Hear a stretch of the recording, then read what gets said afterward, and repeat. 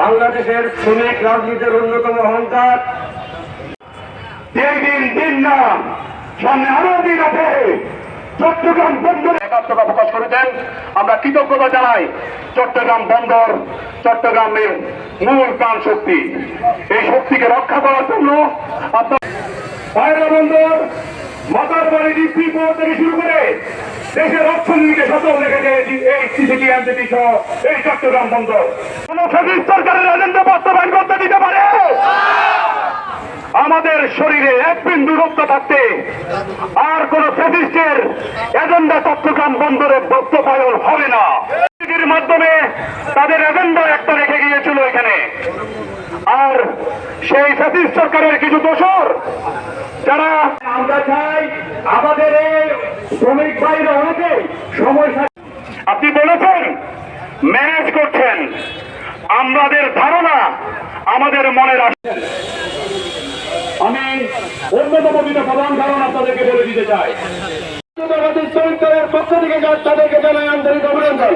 আমরা নেতৃবৃন্দকে আমাদের মঞ্চে জন্য অনুরোধ করছি এবং সকল নেতা কর্মী যারা আছে একটু থাকবেন, একটু সময় থাকবেন। ভাইয়া ভাইয়া ভাইয়া একটু সময় থাকবেন।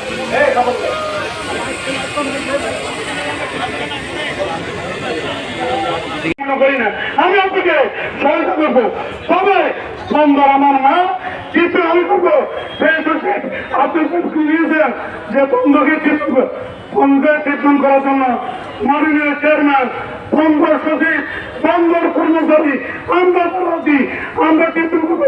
কি বলেন ভাইরা? হস্তান্তরের প্রতিবাদে চট্টগ্রাম বন্দর কেন্দ্রবাদী শ্রমিক দলের কর্তৃক আয়োজিত আজকের এই ধর্মঘটন প্রতিযোগিতা অনুষ্ঠানের সকল নেতৃবৃন্দরা আজকে বক্তব্য দেওয়ার কোনো প্রস্তুতি নিয়ে আসে নাই। আজকে শুধু এইটুকু বলবো, প্রফেসর ইউনূস আমাদের চট্টগ্রামের গর্ব। উনি নোবেল বিজয়ী এবং প্রধান উপদেষ্টা হয়েছেন, আমরা ওনাকে নিয়ে গর্ববোধ করি। কিন্তু উনি যে আত্মঘাতী সিদ্ধান্ত নিয়েছে আমরা তার বিরুদ্ধে করি, এবং আগামীতে আমাদের এই চট্টগ্রাম বন্দরকে রক্ষা করার জন্য যত রকমের আন্দোলনের কর্মসূচি আমাদের নেতৃবৃন্দরাই রাখ দিবে, আমরা সেই আন্দোলনকে একত্র পোষণ করে আমার সংক্ষিপ্ত বক্তব্য এখানে শেষ করছি।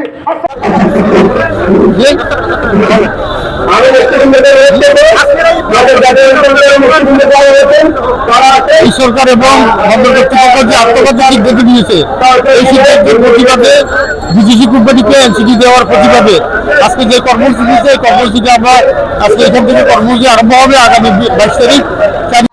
চট্টগ্রাম বন্দরের অত্যাধুনিক yard NCT new marine container terminal, যেটি বেগম খালেদা জিয়ার হাতে নির্মিত, এই অত্যাধুনিক ইয়ার্ডটি ডিপি ওয়ার্ল্ড নামে একটি বিদেশি কোম্পানিকে দিয়ে দেওয়ার যে পায়তারা সরকার বা প্রশাসন করছে, তার প্রতিবাদে আজকের আমাদের এই গণ অনশন। এবং যার বক্তব্য শোনার জন্য আপনারা আজকে এখানে চলে এসেছেন দীর্ঘ সময় ধরে এই গণ